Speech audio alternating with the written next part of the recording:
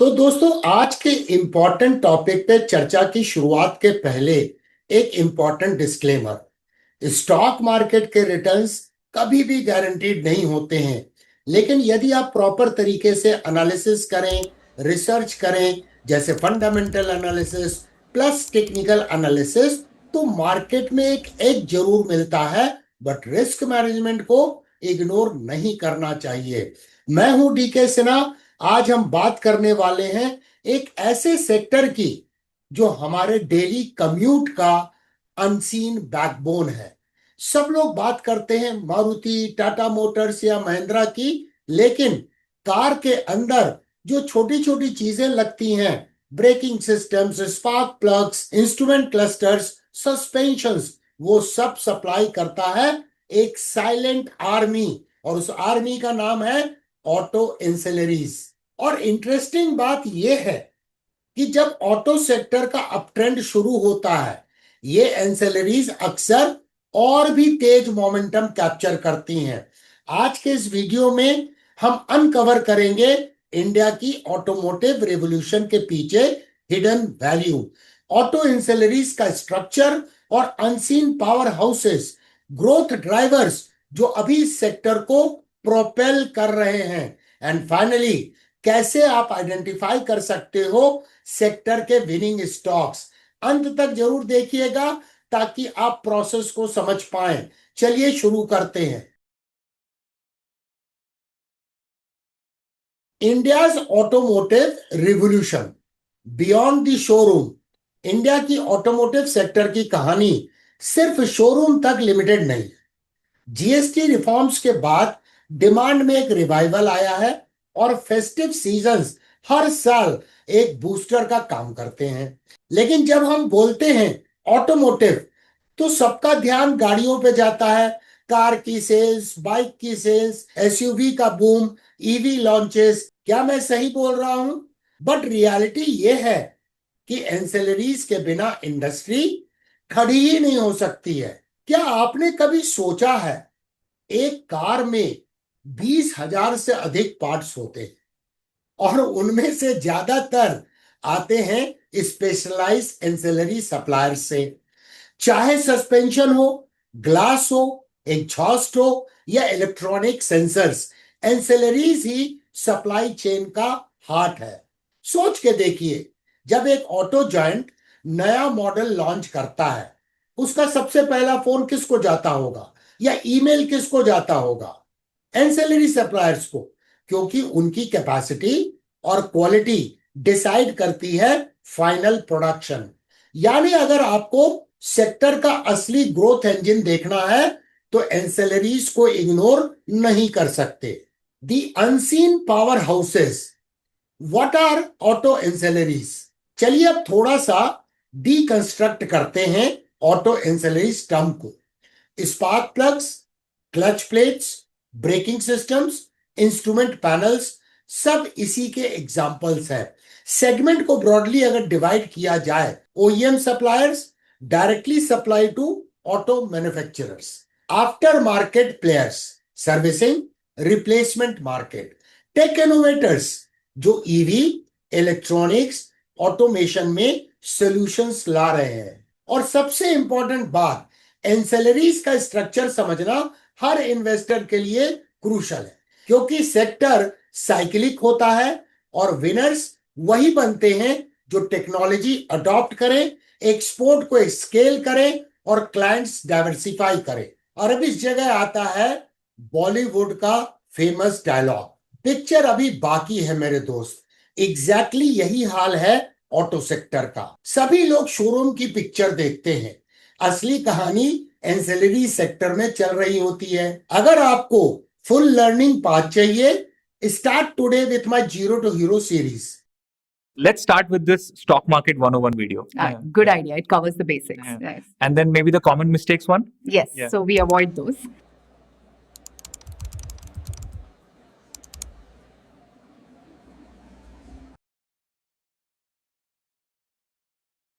Driving forces, why now is the time for auto ancillaries? तो सवाल यह है, अभी क्यों? नंबर वन, गवर्नमेंट का पुश।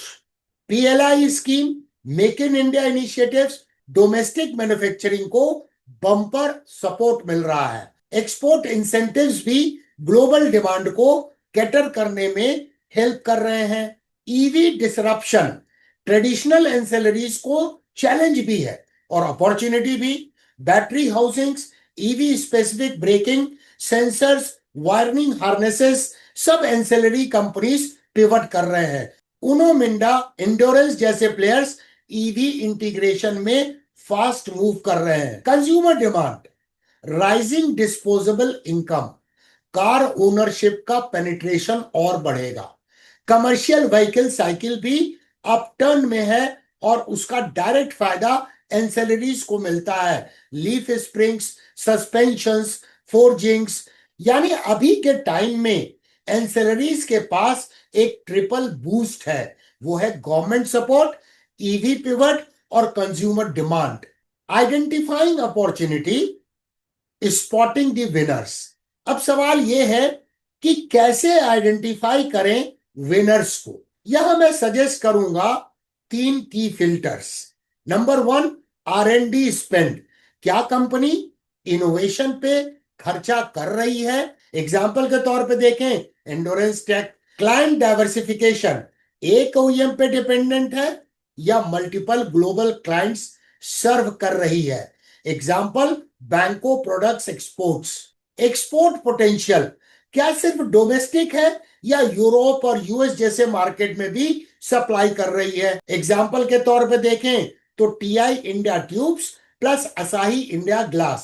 और अगर आपको advanced rule based tutorials, trading strategies और वीकली जूम डिस्कशंस चाहिए तो डायमंड मेंटरशिप क्लब ज्वाइन कीजिए, लिंक डिस्क्रिप्शन में आपको मिल जाएगा। जरा सोच के देखिए दोस्तों, गाड़ी खरीदते वक्त लोग पूछते हैं एवरेज कितना देती है, लेकिन मार्केट में पूछना चाहिए कि स्टॉक का रिलेटिव स्ट्रेंथ कितना देता है। Stocks in focus, process over picks. Auto ancillary space is huge, बहुत बड़ा सेक्टर है दोस्तों। From cooling systems to fasteners, forging, suspensions, glass, lighting, and much more. For example, some well-known listed names are Banco Products, Endurance Tech, Tube Investments, Uno Minda, Asahi India Glass, Sundaram Fasteners, Bharat Forge, Motherson, Gabriel India, Subros, Lumex Tech, Pricol, CIE India, PM Industries, Jamna Auto.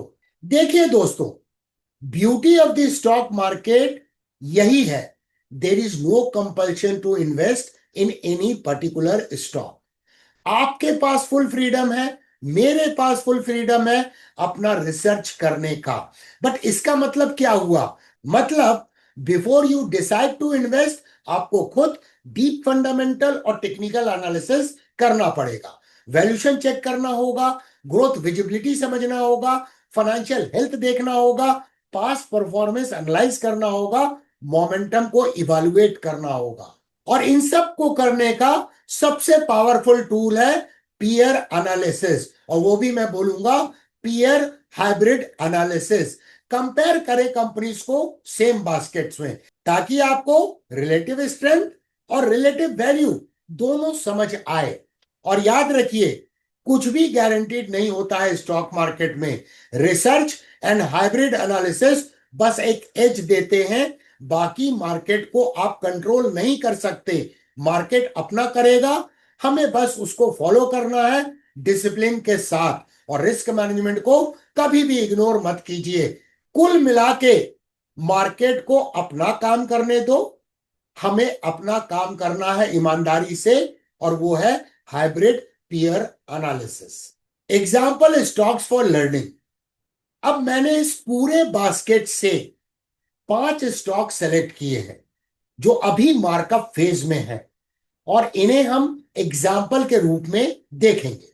Number 1, Banco products, cooling systems, gaskets, strong exports story. Endurance tech, aluminium castings, braking systems, clear EV pivot. TI India, tube investments, structural compounder, global export leader. Uno Minda, switches, lighting, EV parts, strong order book visibility. Asahi India glass play dual demand driver है दोस्तों, auto and housing.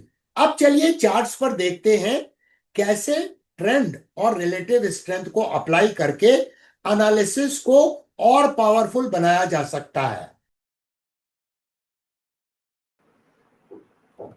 Chart के ऊपर में हम trend analysis करेंगे इन 5 stocks की और RS analysis करेंगे।